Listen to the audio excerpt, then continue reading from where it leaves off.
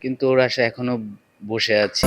কিন্তু ভালোবাসা যে এত কষ্ট, সত্যিকারই ভালোবাসলে পেতে হয় সেটা আমি বুঝতাম না।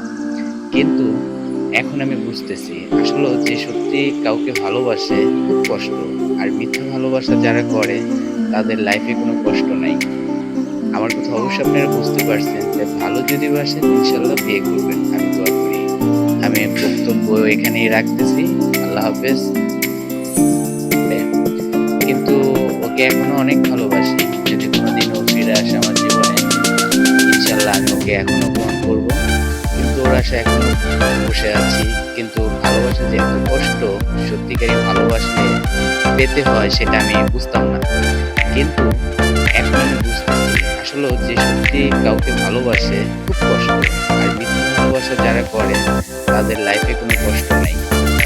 আমার কথা অবশ্যই আপনারা বুঝতে পারছেন যে ভালো যদি বাসেন ইনশাল্লাহ বিয়ে করবেন। আমি দোয়া করি। আমি বক্তব্য এখানেই রাখতেছি। আল্লাহ হাফেজ।